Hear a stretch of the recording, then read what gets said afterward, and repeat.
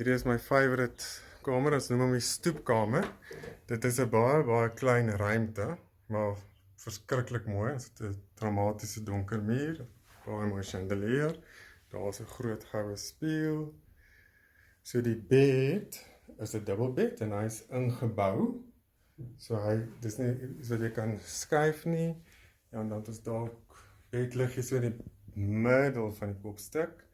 Bedkassie daar, en dan het ons hier so lang tafel gemaak, yskassie. Ja, dis waar hulle, soos 'n kitchenette waar, en hulle glase en goedjies sit. Lang, groot spieël. En daar is hulle wasbak, met ook 'n spieël, canopy, toilet, daar, en dan hier is hulle stort.